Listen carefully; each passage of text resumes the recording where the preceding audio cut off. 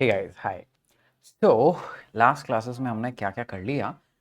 हमने ऑलरेडी बातें कर ली कि भाई हमारा जो रेस्पिरेटरी सिस्टम है स्टार्ट्स विद द नोज़। फिर नोज़ के पीछे आपका नेज़ल कैविटी है। नेज़ल कैविटी के बहुत सारे फंक्शंस हैं, जैसे कि ऑल्फैक्शन, जैसे कि क्लीनिंग द एयर, जैसे कि मॉड्यूलेटिंग द एयर, एयर का टेम्परेचर, एयर का मॉइस्चर को लंग्स के लिए परफेक्ट बनाना। फिर एयर इंटरनल लेयर से फेरिंग्स तक पहुंचती है। फेरिंग्स के तीन हिस्से हैं, ओरोफेरिंग्स, नेजोफेरिंग्स, ओरोफेरिंग्स, लेरिंजियोफेरिंग्स। फेरिंग से हवा गुजरते हुए लेरिंग्स की तरफ आती है। लेरिंग्स के तरफ एक ढक्कन है। ढक्कन बेसिकली फूड वाइन पाइप में ना जाए इसको कंट्रोल करता है, उसको एपिग्लॉटिस कहते हैं। लेरिंग्स जो नेक्स्ट पाथ में जो पड़ता है उसका काम होता है साउंड प्रोडक्शन को कंट्रोल करना। और ठीक लेरिंग्स के नीचे हमारा ट्रेकिया शुरू होता है, और ट्रेकिया का काम क्या है? सिंपल, विंड को, हवा को आपके नीचे तक, लंग्स तक पहुंचाना। ठीक है, अब यहाँ से हमारा शुरू होता है to talk about what happens to the trachea and what trachea leads into. तो व्हाट ट्रेकिया लीड्स इनटू, तो trachea level of fifth thoracic vertebrae। So fifth thoracic vertebrae। अब क्या मतलब है फिफ्थ thoracic vertebrae का? देखो, आप जानते हो कि when we are born with around 33 vertebrae. ठीक है, लगभग 33 वर्टिब्री होते हैं जो आपकी रीढ़ की हड्डी बनते हैं, है ना।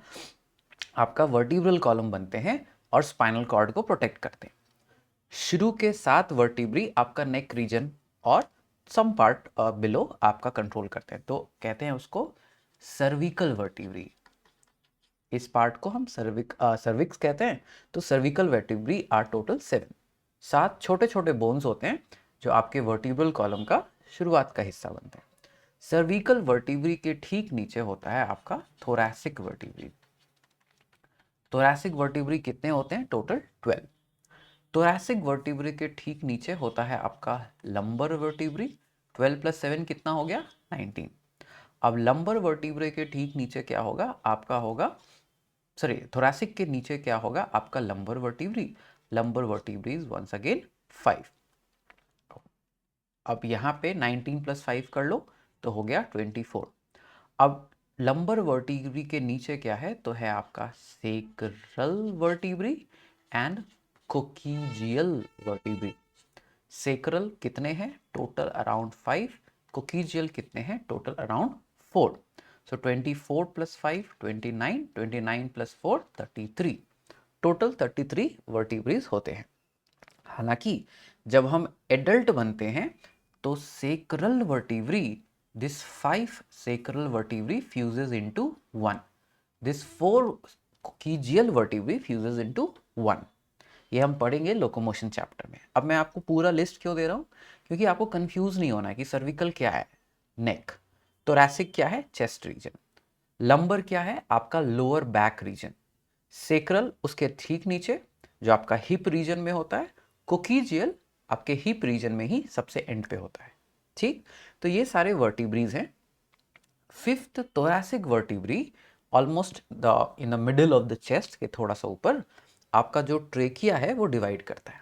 ठीक, डिवाइड करके जो ब्रांच बनाता है, इसी ब्रांच को हम बोलेंगे प्राइमरी ब्रोनकस। क्योंकि दो ब्रोनकस है इसीलिए ब्रोनकस इज सिंगल। अगर दो हैं, क्योंकि दो हैं, हम उनको प्लूरल में बोलते हैं ब्रोनकाई। ठीक, तो thoracic vertebrae, fifth thoracic vertebrae के लेवल पे ट्रेकिया डिवाइड करके बनाता है दो प्राइमरी ब्रोनकस, क्योंकि ये फर्स्ट लेवल ऑफ डिवीजन है।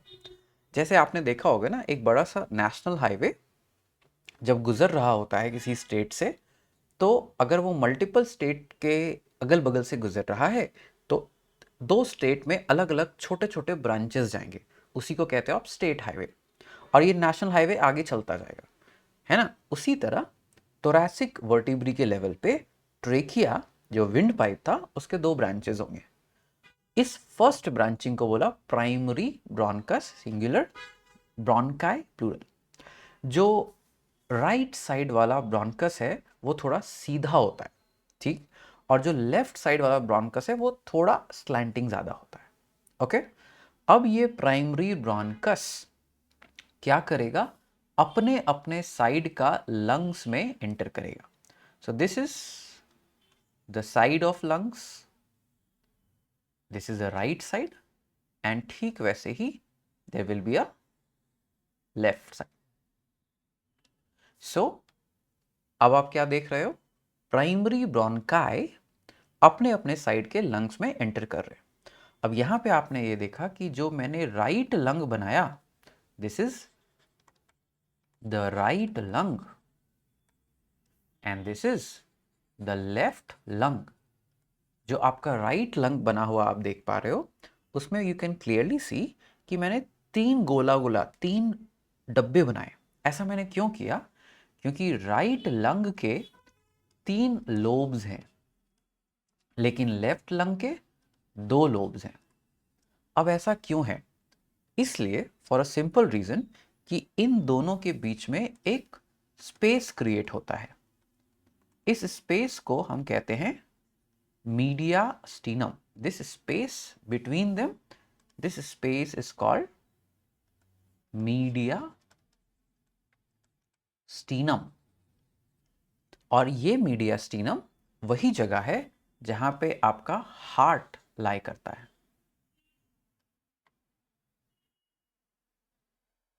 So this is the place where the human heart lies. ठीक है, और इस ह्यूमन हार्ट के लाई करने की वजह से लंग्स में एक डिप्रेशन, एक गड्ढा सा क्रिएट होता है।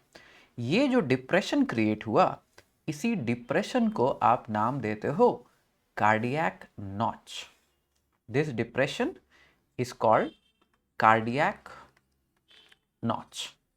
ठीक, सो मीडियास्टिनम क्या है, 3 dimensional space between the two lungs जहां पे हार्ट रहता है, और जब हार्ट इधर होगा तो लंग्स में एक गड्ढा बनेगा, that is called cardiac notch. अब ये लंग्स क्या हवा में है? नहीं, इस लंग्स को सपोर्ट मिला हुआ है। This lungs is supported with the help of muscular rack like structure, and इस मस्कुलर रैक लाइक स्ट्रक्चर को हम कहते हैं डायाफ्राम। ठीक, so primary bronchi, right primary bronchi enters right lungs, left primary bronchi enters left lung, दोनों के बीच का space mediastinum. और ये जो लंग्स है ये हवा में नहीं है, ये नीचे डायफ्राम एक मस्कुलर लेयर से प्रोटेक्टेड है। प्राइमरी ब्रोंकाई का क्या होगा 2 मिनट में समझेंगे लंग्स कंप्लीट करने के बाद। अब ये जो लंग्स हैं ये ऐसे ही पड़े हुए नहीं हैं, it is protected by a double walled membrane. ये lungs they are protected by double walled membrane. एक मेम्ब्रेन ऑलमोस्ट लंग के वॉल से एकदम चिपका हुआ होता है। अब मैं इट्स वेरी मच पॉसिबल कि मैं शायद चिपका हुआ ना बना पाऊँ, so what I will do is I will try this.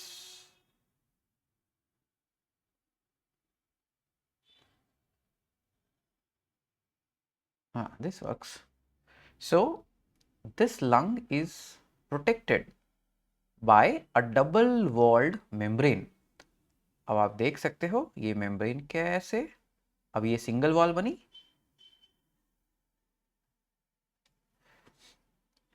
और ये सिंगल वॉल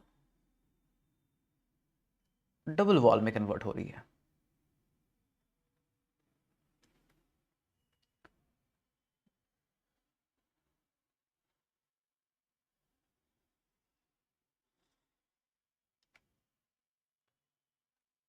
दोनों साइड होगा, राइट साइड भी लेफ्ट साइड में। अब इसी दो वॉल्स जो हमने बनाए, इन्हीं दो वॉल्स को कंबाइन करके आप कहते हो दिस इज प्लूरा और प्लूरल मेम्ब्रेन। प्लूरल मेम्ब्रेन दो मेम्ब्रेन का कॉम्पोजिट है जो लंग्स को एक्स्ट्रा प्रोटेक्शन देता है। ठीक, अब ठीक वैसे ही जब आप कुछ भी ऑर्डर करते हो अमेज़ॉन या फ्लिपकार्ट से, तो आपके सामान के साथ कई सारा वेस्ट पेपर आता है, या स्प्लिंटर्ड पेपर आता है, या कभी कभी कॉटन आता होगा। क्यों ऐसा होता है? ताकि ये जो सामान है आपका वो टूट ना जाए, वो एक्स्ट्रा कॉटन उसको प्रोटेक्शन देता है। ठीक उसी तरह ये जो डबल वॉल्ड प्लूरा है ये आपके लंग्स को प्रोटेक्ट कर रहा है। अब ये जो डबल वॉल्ड प्लूरा है इसके बाहर वाले प्लूरो को हम कहेंगे पराइटल। पराइटल हमेशा मतलब होता है बाहर की तरफ, ऑन दी पेरीफेरी। जो अंदर वाला है उसको कहेंगे visceral. Visceral pleura, parietal pleura. कभी भी the word viscera means internal organ. Lung internal organ है ना, तो लंग के साइड वाला प्लूरा विसरल प्लूरा, बाहर की साइड का प्लूरा पराइटल प्लूरा। और इन दोनों के बीच में ये जो खाली जगह है, ऐसा नहीं समझना कि ये खाली जगह में हवा भरा हुआ है। दिस खाली जगह इज प्लूरल फ्लूइड। तो ओवरऑल एक फ्लूइड फिल्ड जैकेट बन जाती है आपके लंग्स के अराउंड, जो लंग्स को एक्स्ट्रा प्रोटेक्शन प्रोवाइड करती है। ठीक, लेकिन this is not the only thing that protects the lung, this is the soft protection of the lung. अब लंग्स को एक हार्ड प्रोटेक्शन भी मिला हुआ है। वो हार्ड प्रोटेक्शन क्या है? लंग्स के चारों तरफ there are bony structures which will protect the lungs. ये थोड़ा बुक के डायग्राम में ज़्यादा अच्छे से दिखेगा। So there are bony structures that will protect the lungs. इस बोनी स्ट्रक्चर को हम कहते हैं रिब केज। ठीक, so there is a bony structure outside the lungs, and काम क्या है इस बोनी स्ट्रक्चर का? To protect. So we have a bony structure to protect the lungs. अब इस बोनी स्ट्रक्चर का नाम है रिब केज। और रिब केज के क्या क्या पार्ट्स हैं? What are the parts of the rib cage? Rib cage के रफली 3 पार्ट्स हैं। Rib cage is formed bye 3 different types of bones. What are the bones? Vertebrae, vertebral column का vertebrae on the dorsal side, पीछे की तरफ आपका vertebrae है। Same way आगे की तरफ there is a flat bone called sternum. पीछे की तरफ वर्टिब्री, आगे की तरफ स्टर्नम। और वर्टिब्री और स्टर्नम को कनेक्ट करने वाला, इसको इधर लिखते हैं वो ज़्यादा बेहतर होगा। वर्टिब्री और स्टर्नम को कनेक्ट करने वाला जो बोन है इसी को कहते हैं रिब्स। ठीक, सो पीछे का वर्टिब्रल कॉलम, आगे का फ्लैट बोन स्टर्नम, और इनको कनेक्ट करने वाले जो कर्व्ड बोन्स हैं वो हो गए रिब्स। तो ये बोनी स्ट्रक्चर आपके लंग को एक्स्ट्रा प्रोटेक्शन देता है। कूल। अब कितने रिब्स हैं ये भी इंपॉर्टेंट है। So total there are 12 pairs of ribs. Total 12 pairs हैं। ये 12 पेयर्स कौन कौन से हैं? So we already have some idea that there are 7 pairs of true ribs. True ribs मतलब पीछे वर्टिब्री को कनेक्ट करेंगे, आगे स्टर्नम को कनेक्ट करेंगे, दैट इज ट्रू रिब्स। फिर 3 pairs of false ribs. False ribs का क्या मतलब है? जैसे ट्रू रिब्स पीछे वर्टिब्री, आगे स्टर्नम को कनेक्टेड है, फॉल्स रिब्स पीछे वर्टिब्री, आगे 7th रिब के कार्टिलेज से कनेक्टेड होता है, नॉट टू द स्टर्नम। ठीक, अगर वो आगे भी स्टर्नम से कनेक्टेड होता तो बोल देते ट्रू रिब्स, बट आगे 7th रिब के कार्टिलेज से कनेक्टेड है इसलिए बोला फॉल्स रिब्स। लास्ट के 2 पेयर्स जो होते हैं उनको हम कहते हैं फ्लोटिंग रिब्स, क्योंकि ये रिब्स आगे कनेक्ट ही नहीं होते। सो वर्टिब्री होगा बट आगे it does not connect to anything, तो वो हो गया फ्लोटिंग रिब्स। ठीक, so this is the gross understanding of the structure of the lungs. 3 lobes, 2 lobes. 3 lobe क्योंकि उधर हार्ट नहीं है, 2 लोब क्योंकि इधर हार्ट है, हार्ट के लिए जगह बनाना है। नीचे diaphragm, surrounded by pleura, surrounded by rib cage which has vertebrae, ribs and sternum। ठीक है, अब क्विकली इसका एक थोड़ा बढ़िया सा डायग्राम देखते हैं, क्योंकि of course this is not the great diagram. So अगर हम स्ट्रक्चर हार्ट का लंग्स के स्ट्रक्चर को देखें तो यहाँ clearly ignore the other things that are written there. Right now focus on what we want to study, So this structure right here is the sternum. पीछे यहाँ आपको वर्टिब्रल कॉलम के वर्टिब्री नहीं दिखाई देंगे, but we clearly see that these are the ribs that protect it. ठीक है. So this is how the lungs are protected by ribs, by pleura and नीचे diaphragm से. I hope this much is clear. अब each lobe of the lung is divided into segments. जो 3 और 2 lobes हैं, it is further divided into segments. Segments के भी further division है. क्या हमें उन divisions के बारे में जानना है अभी? नहीं. अब आगे हमें क्या समझना है? We have to understand how does the bronchi branch here on. ये जो bronchi है, ये अब कैसे branch करने वाला है, ये हमें समझना पड़ेगा. Cool? चलो, तो let us do that. So हमने lungs का basic idea ले लिया, detailed idea ले लिया. अब we have to understand the bronchi. तो primary bronchi will further divide. ठीक? प्राइमरी ब्रोंकाई फर्दर डिवाइड करके secondary bronchi, secondary bronchi further divide करके टर्शरी ब्रोंकाई बनाएंगे. इस चीज़ को हम इस वाले डायग्राम से समझेंगे, तो ज़्यादा नहीं, यहाँ पे नहीं है. Let me draw that is better. So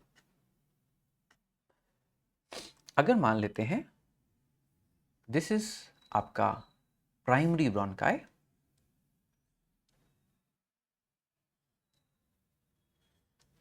So this is the primary bronchi. This primary bronchi divides into 3 or 2 branches depending upon which side of the lungs are we talking about. These branches will be called as secondary bronchi. Secondary bronchi will again divide. Third level पे branch हो गई.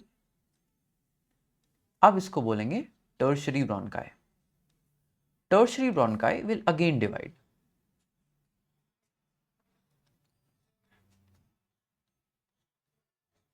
इसको बोलेंगे quaternary bronchi. धीरे धीरे ये ऐसे ही divide होते होते will form a particular kind of tube जिसको हम बोलेंगे bronchiole. ठीक. So primary, secondary, tertiary, quaternary. Very soon we'll start calling them bronchiole. कब? जब उसका डायामीटर 1 मिलीमीटर से छोटा होने लगेगा, तब हम उसको कह देंगे ब्रोंकियोल. अब ब्रोंकियोल के भी डिविजन्स होंगे. द डिवीजन ऑफ ब्रोंकियोल, जो लास्ट डिवीजन है ब्रोंकियोल का, उसको कहेंगे टर्मिनल ब्रोंकियोल. अब डिपेंडिंग अपॉन आपके पास कौन सी एनसीईआरटी है, इसके आगे का पार्ट डिफर करेगा. क्यों? पुरानी एनसीईआरटी के हिसाब से terminal bronchiole Leeds into alveoli. ये एक एरर था एंड एनसीईआरटी को ये सजेस्ट किया गया था, somebody suggested it and NCERT ने इसको आगे करेक्ट भी कर लिया. Terminal bronchiole indeed is the last bronchiole, but terminal bronchiole further leads into 1 or 2 respiratory bronchiole. Respiratory bronchiole leads into 1 or 2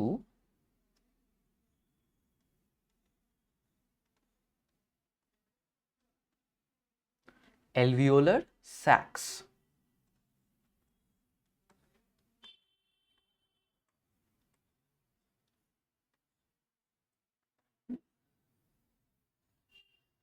So this is one alveolar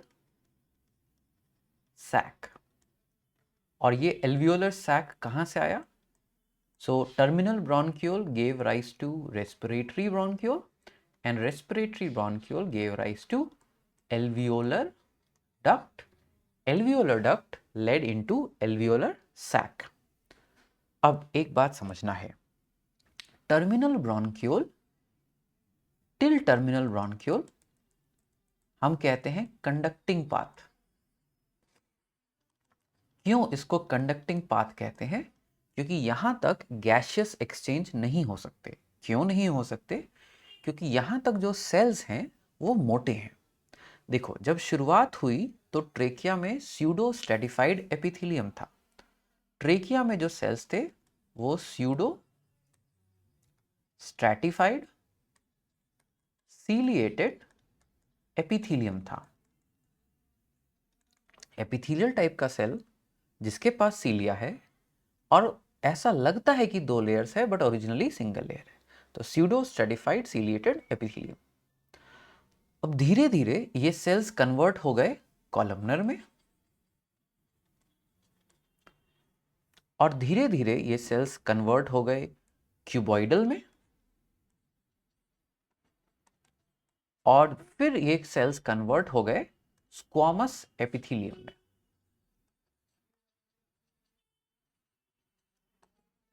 अब किस level पे convert हुआ वो जानना आपके लिए अभी जरूरी नहीं है, and I think I shouldn't right columnar यहाँ पे, थोड़ा आगे लिखेंगे कॉलमनर, तो हम लिख देते हैं क्वाटरनरी के लेवल पे कॉलमनर।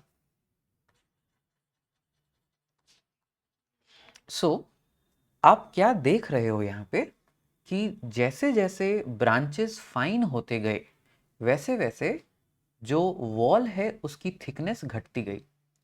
जब स्यूडो स्ट्रेटिफाइड सीलिएटेड एपिथेलियम था तो लेयर बहुत मोटी थी, फिर हुआ कॉलमनर यानी pure single layer of cells, फिर हुआ क्यूबॉइडल यानी और वॉल की थिकनेस घट गई, स्क्वामस होते होते थिकनेस काफी घट चुकी है। इसीलिए रेस्पिरेटरी ब्रोंकियोल से शुरुआत होता है हमारा respiratory path of the respiratory tract. यहां से सेल की थिननेस इतनी हो चुकी है कि अब गैशियस डिफ्यूजन हो सकता है। क्लियर? अब रेस्पिरेटरी ब्रोंकियोल और एल्वियोलर डक्ट में क्या डिफरेंस है? आपको देखेंगे कि एल्वियोलर डक्ट के वॉल पे छोटे छोटे एल्वियोलाई कभी कभी हमें दिख सकते हैं। ठीक? Alveolar sac is a collection of alveoli. ये जो एक गोला है, दिस एक गोला इज वन एल्वियोलाई, और एक एल्वियोलर सैक में कई सारे एल्वियोलाई प्रेजेंट होंगे। नाउ व्हाट हैपेंस इज, इस एल्वियोलाई को रिसीव होता है डीऑक्सीजनेटेड ब्लड। सो इस एल्वियोलाई को रिसीव होगा डीऑक्सीजनेटेड ब्लड, और यही डीऑक्सीजनेटेड ब्लड ऑक्सीजन कैरी करता, ऑक्सीजन ले लेता है एल्वियोलाई से, and finally carries oxygenated blood.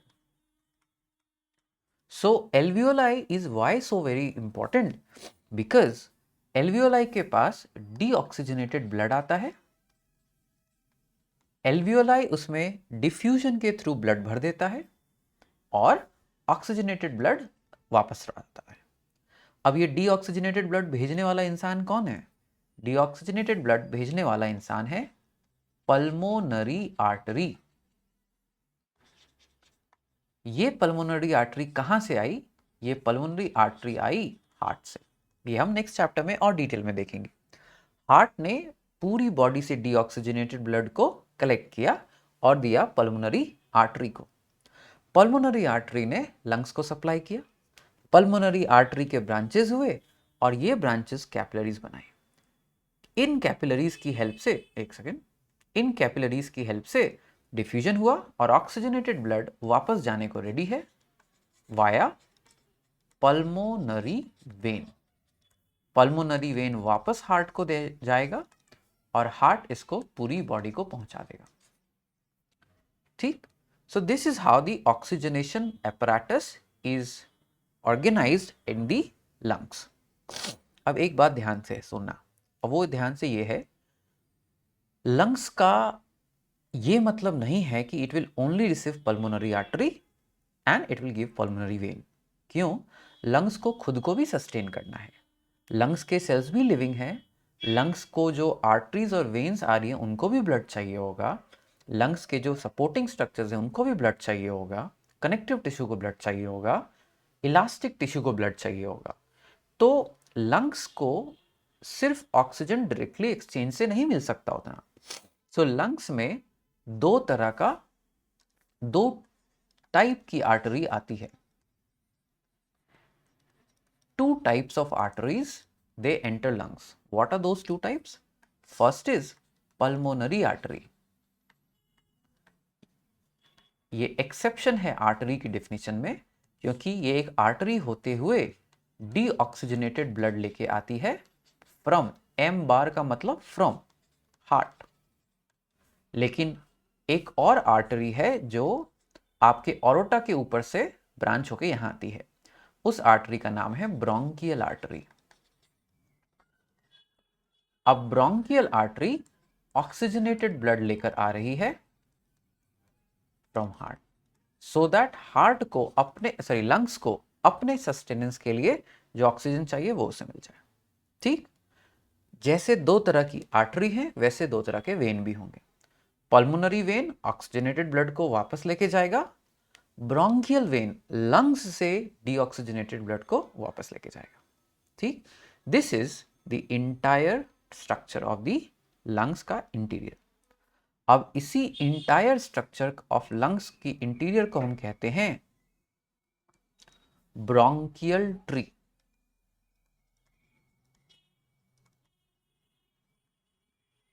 इसी को हम कहते हैं ब्रोंकियल ट्री। क्यों हम ब्रोंकियल ट्री कहते हैं? अगर आप इसे उल्टा करके देखो तो आपको ऐसा लगेगा कि ये पेड़ के ब्रांचेस की तरह है। एक बड़ा stem gives rise two branches, फिर गिव्स राइज टू ब्रांचेस, फिर gives rise two branches and so on. तो इसी को हम कहते हैं ब्रोंकियल ट्री। ठीक, इस ब्रोंकियल ट्री के दो हिस्से हैं, respiratory path and the conducting path. जो रेस्पिरेटरी पाथ है वो आपका रेस्पिरेटरी ब्रोंक्यूल से शुरू हो रहा है, जो कंडक्टिंग पाथ है वो टर्मिनल ब्रोंक्यूल पे खत्म हो रहा है। नाउ क्योंकि टर्मिनल ब्रोंक्यूल तक आप कोई डिफ्यूजन नहीं कर सकते, इसीलिए टर्मिनल ब्रोंक्यूल तक हम कहते हैं एनाटॉमिकल डेड स्पेस।